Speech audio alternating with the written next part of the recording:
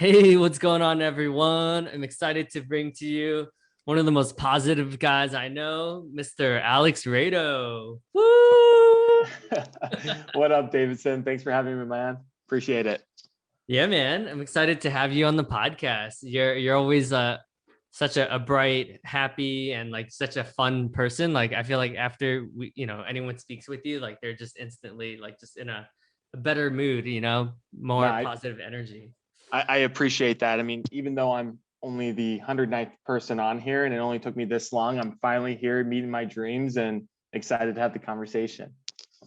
That's awesome. Yeah, episode 109. We had a lot of folks that have gone through a similar route with BLP, which is the Business Leadership Program. For those of you who don't know, it's like a really intense. It's really hard to get to make that program. So it's I would say I know GE had like a pretty like kind of like a rotation program. It's like the modern day GE like rotation program.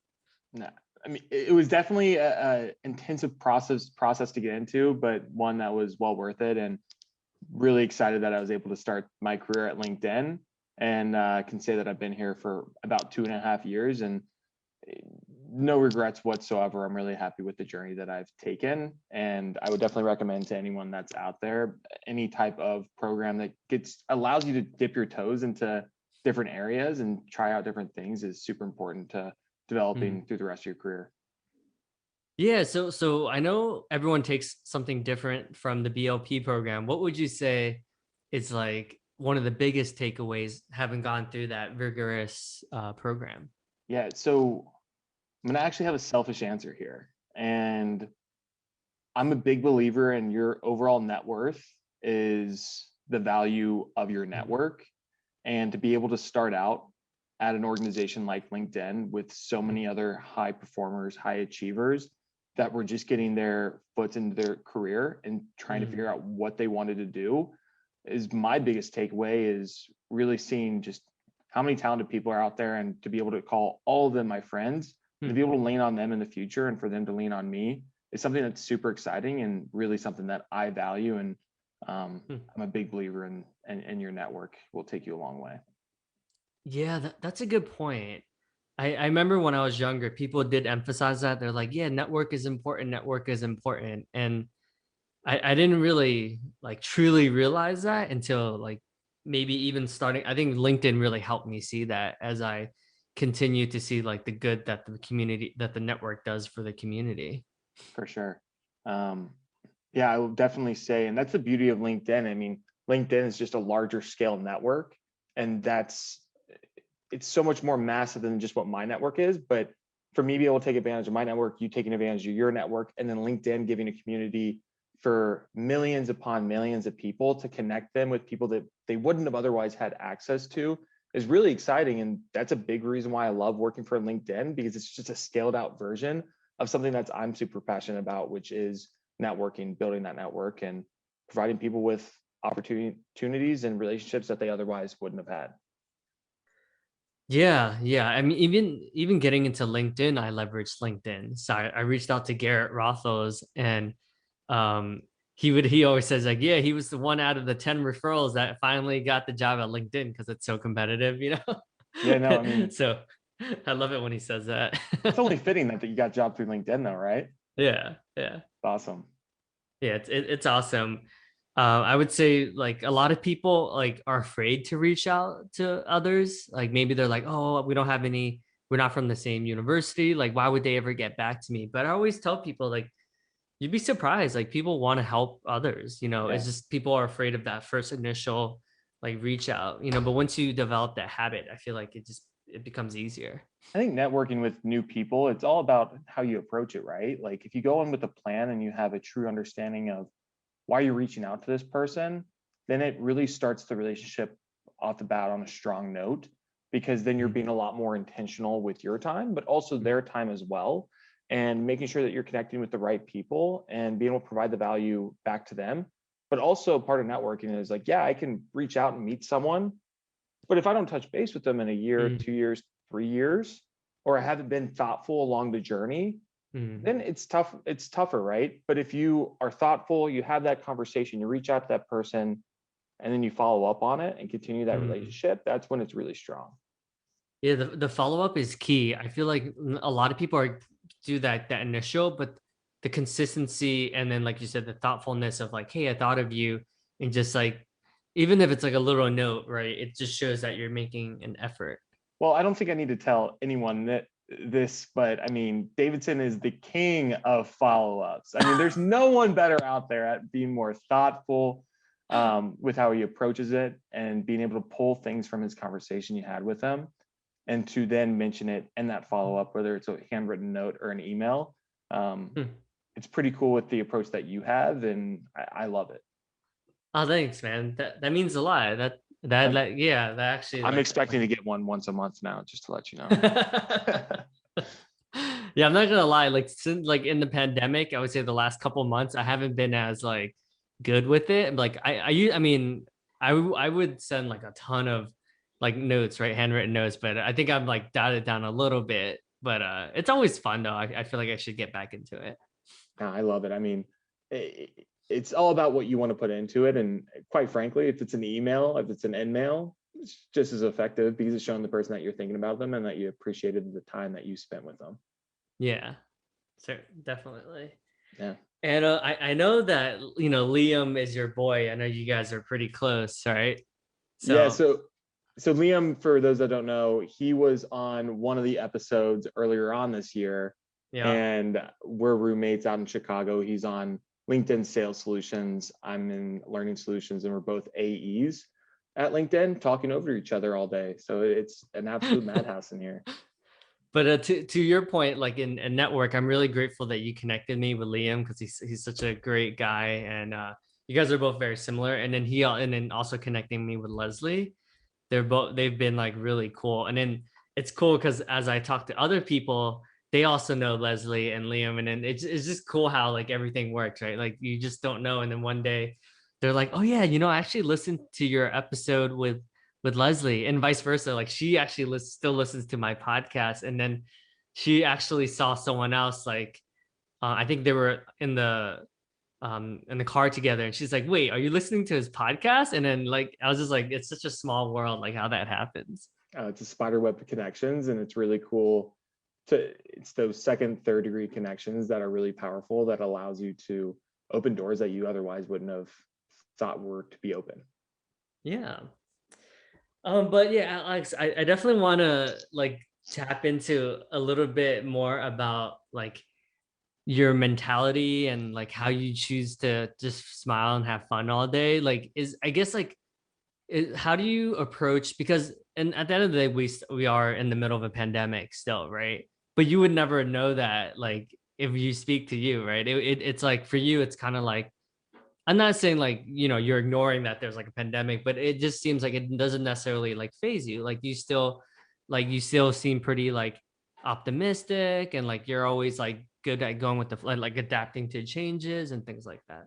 Yeah, I mean, I think you bring up a good point, but at the same time, everyone has their bad moments, those moments when they feel down, when they feel upset, when they're not as positive. And I'm a big believer of don't take your baggage out the door with you. So when I'm working with my teammates, with my friends, talking to someone at the grocery store, for example, there's no reason to be negative. There's no reason to bring that negative energy with you. You leave it at the door because positivity is contagious. And if you have that ability to really brighten someone's day, it can go a long way. But if you take the opposite approach of negativity, it can knock someone down on the day. And you're not pushing forward and making other people's lives better if you do that. And so while you see all the happiness and positivity from me on the phone, it's not always that way. But I try to leave it at the door when I go into meetings and when I have conversations with others.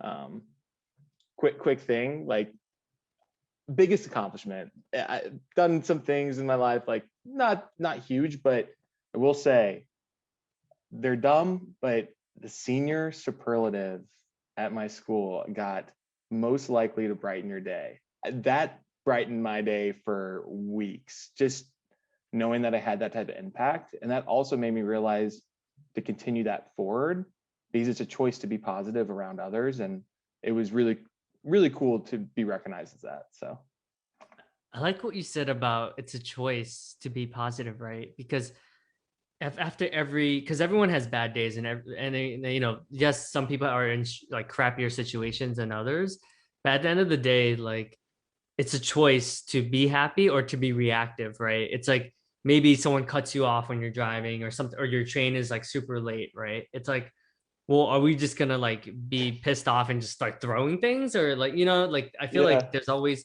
it seems like you're able to see the silver lining in most things. It's control what you control, right? Like control what you can control.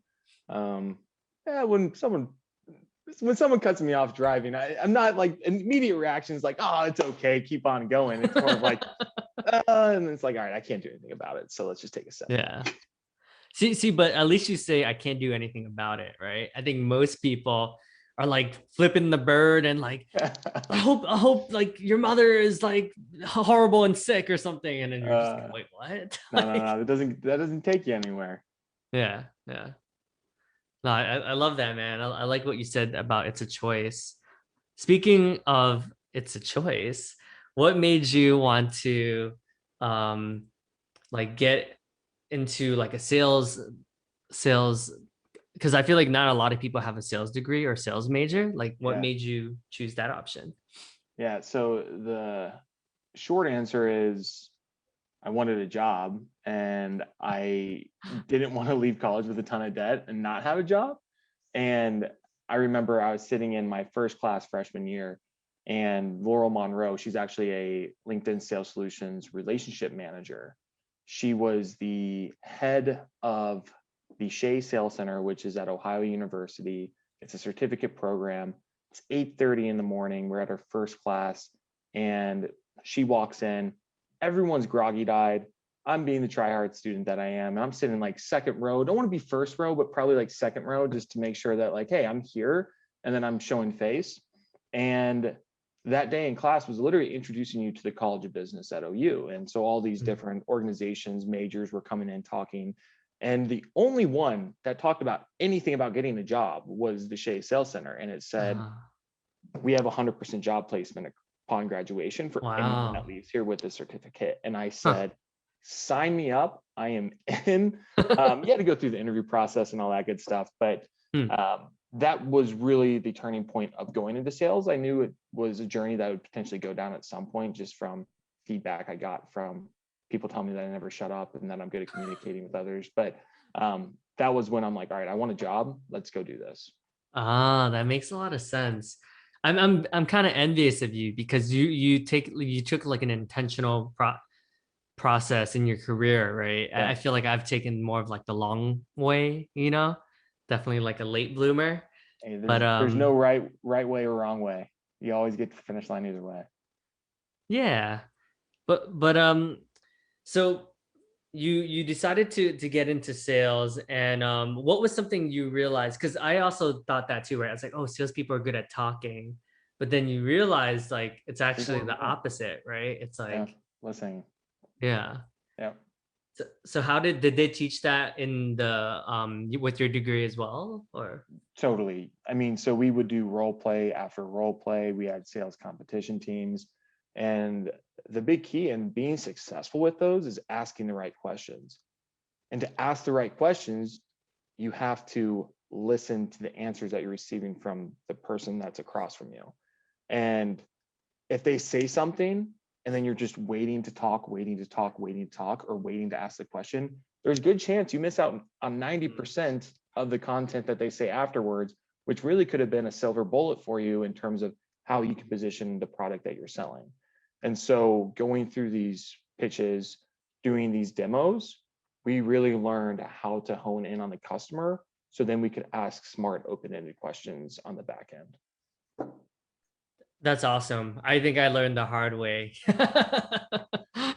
through trial and error from just doing like mad side jobs, like Hey, selling stuff. I'll be honest, Davidson. I mean, even getting in role at LinkedIn or at internships, the first natural inclination for me is to talk and to talk about the products and to tell them why we can help. And whether it's someone that's gone through a major or certificate program or just kind of fell into sales, it's going to be something that they have to get used to for the rest of their career. And something to continue to get better at. And I'm definitely no pro at it right now. I'm still trying to work at Love it, man. So humble. Love it. That's why everyone loves a Rado, a Rado. Um, I wanted to mention, so I'm gonna read something that was really cool. So um Grace said, Alex Rado continues to impress me. Alex sales ambitions is through the roof and his growth mindset is inspirational. Beginning at OU, where he committed to learning the art of and science of sales, Alex takes every opportunity to grow into an exceptional sales professional. He's organized, tenacious, and goes into every week with lists of goals that he shares with his MAP account executives to ensure that we're working towards the same end game. He eagerly seeks out feedback and creates a game plan to implement that feedback. Best of all, the guy is a pleasure to work with. LinkedIn Sales Org is lucky to have Alex on the team. That's So pretty cool. that was from Grace McGill. So she's Yeah. one of my mentors here at LinkedIn, one of my MAP days when I was working in sales development. First off, made me blush a little bit there. Second off, I mean, those words coming from Grace is one of the highest compliments you could get, just knowing that um, Grace is such a powerhouse in her own right and such a great leader, mentor, that it's a pleasure that I have her in my corner and her saying those things. And I feel like first impressions are like really important, right? What's like what really I remember like when I think of you, it was like when you were so open to reaching out for feedback, right? Working because we were working with the same uh, team, and then you reached out for feedback on how you could be better and improve and stuff. And like, like I feel like that takes like such a humble, like it takes a lot of humility to do that, Yeah, I mean, at the same time, it's always important to get feedback and have that growth mindset 100%. Also, like no one has the secret sauce, right? Like everyone in sales looks for that secret sauce. And Yeah. it's good to get that feedback, but it's also like I might be good at one thing in sales, but Davidson, you might be really good at something else. And then Right. maybe Mackenzie on our team is a beast at something else. And so I had Mm. actually a mentor at one of my old companies. His name's Taylor Rex. He called it Franken sales, taking Huh. something from everyone and taking feedback from that person, and combining the Uh, approaches to really make something that was unique to yourself. But in reality, it's just to put together a hodgepodge of people around you that are doing great at their roles as well. that's awesome. I think what I took from you was like when you reached out, I'll never forget like when you reached out to me, like, hey man, what's going on? And I was like, man, like I need to do more of that, because I don't randomly like call up people like that or hit people up like Mm, that. So that was like really good for me. And then because of that, I think I've been doing like a lot more coffee chats, which has made me way happier in general, yeah. I'd say. We're working in a remote world, whether you're at LinkedIn, whether you're at another organization. And my favorite part about LinkedIn was the relationships that I got to build, the ones that I could run over to Davidson's desk and say what's up and say how the day's Yeah. going. And we're missing that, right? And Yeah. it's a bummer for me. Like that's where I draw a lot of my happiness from and a lot of my Mhm. energy from is other people's energy, other people's happiness. If you couldn't tell, like I'm an extrovert, and yeah, we don't have that anymore. And so I would agree, like my mindset and happiness shifted when I started to realize like, hey, it's okay just to shoot people a team and say, hey, do you have a minute just to chat and say what's up? And I think being intentional with that, but also respectful of their time is super important. And I would agree, it's definitely brightened my day doing that more.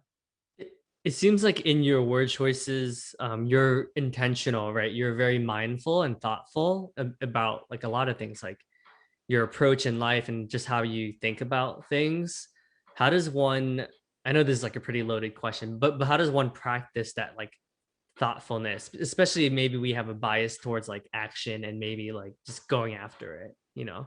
So just being intentional with the things that you do. Yeah. I mean, let's just go back to Jeff Wiener's quote just on being compassionate. And it's trying to understand and put yourself in someone else's shoe and then acting upon it. Um, but I don't think there's really that one key. It's just thinking about and caring about the person across from you and really truly wanting to know how they're doing. It's not artificial. It's not something that you have your own agenda for. It's more of just actually having a genuine curiosity of how someone else is doing and wanting to know. Um, and so am I the best at it all the time? No, like I try to mix it up. I try to like reach out to different people and If they come to my mind, like the first thought that comes to my mind is, hey, I haven't talked to them in a while. Let's see how they're doing. And so maybe trying to put that into practice of wondering how that other person's doing whenever you're talking to them, I think helps me a little bit just to hold myself accountable. I love that. Like what you said, like it's very genuine, right? Because I think people can feel it if it's coming from a place of like, well, they're just doing it just because they have to, or like they want something from me. Like, hey, like you scratch my back and I'll scratch yours. Yeah. But you're definitely with you. It doesn't feel like quid pro quo, right? It's very like genuine, right? It's like, hey man, like I'm thinking about you. You know, it's different, right? And I think most people are like more like, well, I would only if you help me, I'll help you. Yeah. I mean, I'll be honest, my favorite part of the days at LinkedIn is when I get like random text calls, Teams chats from like colleagues and coworkers just saying what's up. Like I can tell you I've had conversations with you that have lasted an hour, just random chat and being like, hey, what's up? And it turns into something else. Alisa, Jordan Fish, those conversations turn into like an hour long and they're fun, right? Like it's just a Mhm. break from the day, but it's also talking to someone that you care about, right? And so being able to Mhm. have those part of your day and like when I receive them, like that's what I enjoy. And so I try to reciprocate and hopefully brighten someone's day in any way because we're all with four walls around us and nowhere else to go. So I remember meeting you for the first time when you came to New York for the onboarding, and you were just smiling the whole time. And I was like, man, this guy is the man. Like he's just always happy. dude, I'm a kid in a candy store or whatever. Like, come on, Empire State Building, never going to New York in my Yeah, life, yeah, and then showing up there with LinkedIn with a new role at LinkedIn Learning. Come on. yeah, yeah. That's awesome, man. I feel like a lot of us are always on to the next, right? It's hard for us to truly be present in the moment sometimes because we're like, well, if I do this in 6 months, I'll get promoted, and then this, and then I'll buy this house. And it's like some of us, I feel like can be a little bit more appreciative of like the luxuries and some of the privileges that we do have as a LinkedIn employee, right? Sure. That's something I'm actually working on is to be a little bit more present and not thinking about what's next, whether that's personal life or whether that's work life. Uh, it, Mm, it is important to live in the moment because before you know it, it's just going to blink and it's gone. mm, And so when you are more intentional with the things that you're doing and really slowing down, I think it does up your happiness a lot. But mm, that's probably the big thing that I'm working on the most right now is trying to slow things down because everything feels like it's moving at 100 miles per hour in a world that like I wake up, make breakfast, sit down, start working, find some time to work out. Like it's just yeah, mm. it's it being such a Groundhog's Day effect that it's tough to slow down. Mm. And so, if you got any suggestions, let me know. Yeah, I mean, that's certainly a practice that I'm doing as well. What's helped me is I recently did this Tony Robbins mastermind, and every morning he calls it the power seven question, like power morning questions, which are seven questions. So it's what am I proud of? What am I grateful for? What do I appreciate? Um, what so like yeah, so a lot of it's like more of like the positive emotions, and then you do it every morning when you wake up, and then it helps you be present to like, oh wow, like I've had like a pretty productive day last day. And then three questions when you go to sleep is like what impact did I have today? So it's like who have I impacted? So it's like how like which in which ways was I being of service? Sure. And then so for me that's been really cool too, and it helped me kind of just be able to like calm down and be like, okay, like I had a pretty productive day. I like that. Send that to me after we're done. Okay. Yeah, I'll send it to you. Yeah, it's been Yeah. really cool. Like I feel like it's helped me kind of like start my day off, not like rushing straight into things, but like Yeah. just like, Slowing okay, down. I'm good. You know, I'm in a good place. Mm-hmm. That's Yeah. awesome. That's a good thing to practice. And it's just like kind of journaling, but in that case, it's intentional questions to think that are thought provoking to make you think about. And then if you achieve those, right, then you feel more potentially feel more fulfilled and it does slow you down a little bit. So yeah, shoot those over to me. I got you. Awesome. What advice do you have for people who want to get into a LinkedIn? Because I do get reached out by a lot of folks who, Sure. want to eventually work at LinkedIn. Yeah, I think at the end of the day, it's just being yourself and showing who you are through the interview process. Um, Everyone's going to have potentially that experience or um, have that experience, have that potentially like background, but being yourself through the process and being genuine and making the person across from you feel like, hey, they're actually getting to know you is super Mm, important because then you can build that personal connection instead of not being robotic or artificial through it. And I don't think many people try to mm, do that in interviews, but I think a lot of times people get wound up a little bit mm. and it can show. And so when you kind of relax, take a deep breath and just be you, it's going to work itself out. That's good advice. It's very simple and almost cliche, Yeah. but you're right. A lot of people don't. I think sometimes we try to think what we think they want us to be. So like it's like I'm trying to think what you are, but I don't know. And then Yeah. and then you end up being something totally different, Yeah. you know? No, yeah, 100% agree. Yeah, and I agree. It is a cliche response, but if you do that, that's controlling what you can control is being yourself. You can't control what the other person across the, I guess now in the Zoom conference link or whatever is thinking. But if you're being yourself, that's what you can control. It's not what you want them to hear or trying to figure out exactly what they want to hear. It's about what you want them to hear about yourself and know about you and why you're the great fit. That's awesome. So it sounds like you're very comfortable in your own skin. Um, were you like always like that You even got to as a be, kid? man. I'm bald. I've been bald since I was like 21 years old. Like, come on, come on. What are your thoughts on are you familiar with the concept like I call it the Benjamin Franklin. So I thought you it's were like gonna call out Benjamin Button on me there. no, Like, damn. that wouldn't be appropriate. Uh, It's called it's like self-deprecating humor. So like I a lot, mean, yeah, like at that age, like you got to make fun of yourself before someone else does, because if you let it get to you, I mean, whether it's that or anything else in life, yeah, you got to accept the. I mean, this is not a flaw, but don't call this a flaw. But you got to accept the flaws, and you got to accept certain things just to be able to potentially appreciate the humor in them and just not worry about things, right? Like I yeah. said, control what you can control. Like Rogain's not doing anything up here. I can't control Rogaine. I can control the other stuff though. We're off topic now, but yeah. No, actually, it is perfectly on topic because you know what I noticed from that statement? You owned it, right? I think most people be like, "Oh, I'm fucking bald. This sucks," right? But you're like, you know what? I'm owning this. I'm bringing it back. I'm Yeah, making it let's look go. cool. You're like, I'm making Jeff Bezos follow in my footsteps. You know what I mean? Like, No, that's what he did. Yeah, for sure. yeah. Yeah, yeah. So actually, that's a huge lesson because I'll just use me for example. Like I'm short, right? If I own the fact that I'm short, like maybe when I meet, because the other day I met someone and we've only done Zoom, right? So he's like, "Oh, I thought you'd be a lot taller." And then normally, like if this was me 10 years ago, I would have been like, "Oh my god, that's so embarrassing."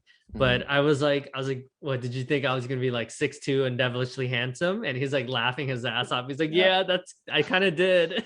I mean, maybe not 6'2", but devilishly handsome though. But yeah, so no, that's a good takeaway, man. Like I think if we were to own more things that we're kind of afraid of showing others, I feel like we just live happier lives, you Yeah, know? I agree. Be yourself. It comes back to being yourself. Yeah, man. Dude, you have the wisdom of like a guru, like an Indian guru, like Uh, a yogi. like a yogi. I mean, Gandhi's bald, right? So I could be like a Yeah. Gandhi. Yeah, there we go. You're like the white Gandhi. I bet you no Brother. one's ever called you that before, the white Oh no, Gandhi. trust me. So off topic, but we had a PowerPoint party. Um, PowerPoint party for anyone's is you choose your topic, could be anything random. And one of my buddies did male. It was just because it was a dig at me, which was hilarious. Um, did a male pattern baldness as a worldwide epidemic, and he threw like a number out like $2 billion, and then up on the screen it pulled me, The Rock, Ben Diesel, and Gandhi up there. That's So yeah, I hilarious. mean, kind of. It was inadvertently called me, I think. Well, the thing that all four of you have in common is that you know at the core of who you are and you just own just being you. Love it. Yep. I'll take that. I'll take that. That's pretty, I mean, that's high company. I Sure. think so. Yeah. Nice. Davidson, question for you. Back to you. What, like, I'm curious is, I love that you do this podcast. I love that you want to share wealth and knowledge and provide different value to different learners and stuff. But I'm curious, like, what drives you to do it? What makes you interested in it? Yeah, I think so many people want to work at LinkedIn, right? So I created a playlist called the LinkedIn Mindset. Mm-hmm. So I'm like, if you expose yourself, because you're the average of the five closest people to you, right? I truly believe that. So a lot of times, instead of hopping on like 1 hour calls, I mean, I do that too, but sometimes I'm like, let me just scale this out. It's like, boom, listen to all these people and you'll get in no sweat. Sure, sure. All right, I dig it. I So dig that's it. part of it. And then Yeah. the other thing was, yeah, I mean, I think everyone just has a unique story, right? Everyone has something cool to share, like you said, like whether it's Elisa or, I just had Andre on the podcast. Like everyone is so unique and everyone is just so cool just being themselves, right? So I wanted to highlight, and one of the cool things I've gotten from this is like, for instance, like Alicia's family like listened to it and they were so proud of her. They're like, yeah, my mom watched it like 5 times. Oh, that's And like awesome. for me, like I love when I hear that, like that makes me so happy because I want other people to feel that way about. And then I've gotten that feedback from a lot of like Linder, like a lot of Andy's relatives, like his uncle, his aunt, like they all forward it to each other, and that Yeah, makes me so happy that like I'm able to celebrate all these amazing people. that's awesome. Kudos to you, man.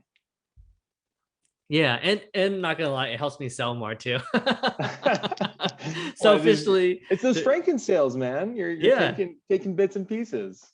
exactly. Because I'm Yeah. like, if I can have fun like Alex, if I can be like, you know what I mean? Like I try to like, I'm like, if I could be like, like more like chill like Allie, if I could like, if I'm like, then I would be able to be more successful, right? So I'm essentially stealing your strategy right now.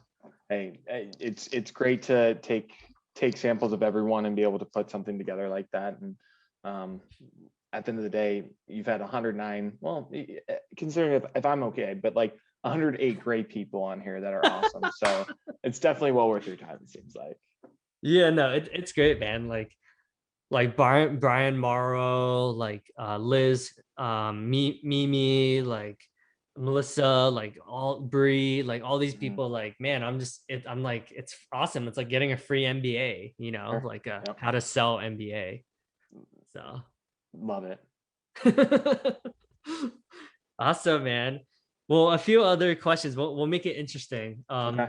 So what's something that no one knows about you that they that you don't tell most people, or something that they would I find mean, I don't interesting? wear it on my sleeve necessarily, although I've really opened up to it. But I mean, you will not find a bigger Marvel or Star Wars movie comic nerd. Wow. I'd be hard pressed if you've met anyone more of a nerd than me. I Wow. watch everything. Watch fan videos, Hmm. um, watch like different what's it called? Like theory videos and stuff.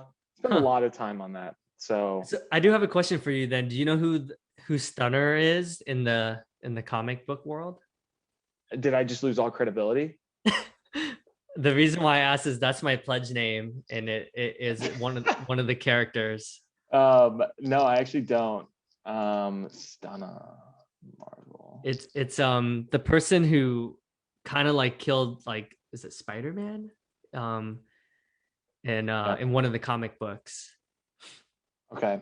Well, But maybe we'll see Stunner coming up in one of the next movies. You never know. maybe. We'll How see. about what do you know about Thanos? Oh, I. So yeah, Thanos was selfish. Tries to collect all 6 Infinity Stones. takes out half the universe. We defeated him. That's all I'm gonna say. Yeah. Yeah, that's my little bro's in my fraternity. That's his pledge name. And then my other little bro is Deathstroke. I don't know. Have you heard of Deathstroke? Do you guys just name each other's like Yeah, my whole office? lineage. So my lineage is the so Hulk was like, and then we have Punisher, and then Xavier is my big bro. So yeah, our Punisher's whole lineage is the like Professor Xavier. yeah. Okay, nice. Had to be Yeah. smart. And he's also bald, my big. So Perfect. Yeah. There we go. um, that's awesome. How about what's like an interesting book that you've read recently? Or anything interesting? Honestly, selfishly, like this is not interesting, but I grew up in Dayton, Ohio. I'm a massive Dayton Fire basketball fan. Did I go to the University of Dayton? No, I did not. But I have been going to games since I was 2 years old. Follow every game, watch every game, read about them. And Dayton, unfortunately, the season got cut short last year, but they're going to be a number 1 seed going into the tournament. And there was quite a few tragedies that happened in Dayton. We had a tornado that wrecked through the downtown area. There was unfortunately a mass shooting downtown, and Dayton was getting knocked down. And the basketball team last year, because Dayton basketball, it's 14,000 people sold out every game, no matter who we're playing, doesn't matter. And we had that great season, and literally the entire city rallied around this basketball team. And I'm getting chills thinking about it personally, and how much it meant to the people. And so anyway, Larry Hansigan, who's been the voice of the Flyers since 1982, wrote a book about last season, and just talking about the players' relationships, what it meant to the city. And it was like 200 pages. Finished that in 2 days. Like that's how I'm so passionate about like Dayton Fire basketball. That was cool to relive what I went through last year, which was such a fun journey following that team. And hell, it's just a college basketball team. So no, but it's like for me, even though I've experienced like so many beautiful memories in life, honestly, the college football games and the college basketball games were some of the highlights of my life, like hands down. Like when we beat Villanova, so I went to Rutgers, dude, it was nuts. And then my sister was there too, and we just looked at each other. We're like, like I didn't even know she was at the game. I just saw her. We were like storming the. Oh my God. And then when we were on, and then my first, like one of my best memories ever was when we beat Louisville on ESPN, and we were both ranked in the top 10, and they were ranked number 3 and we were ranked number 10. And us, like we stormed the field, and dude, it was insane. Like I'll never forget that, like the energy, and just like, man, it was so cool, dude. Like I just remember that moment, and I was just like, dude, this college is amazing. Like I'll never forget this. That's awesome. I lots of really cool memories. Just being around all those people, and everyone's excited about that one common thing. It's pretty unifying. Yeah. Well, thanks, Alex. I appreciate you being on the podcast. Any like last minute words or anything, or how do you prefer people to reach out to you? If they think you're a cool guy and they're like, yeah, I need to get to know that guy, how would you want them to reach out to you? LinkedIn, email Rado, Rado at linkedin.com. You can give me a call, shoot me a text. I'm open to whatever. I'm not too formal when it comes to that stuff. Parting words is shout out Davidson for putting this stuff together. It's awesome. Thanks, man. Appreciate you. I just want to acknowledge you for being the glue of the team and just having fun at work, and just making, just not only being able to be successful, but making it look easy, man. You do it with grace and style. Respect. I appreciate that. It's not that easy, but we try. We try. All right. Peace. Sounds good. See you, Davidson. Thanks.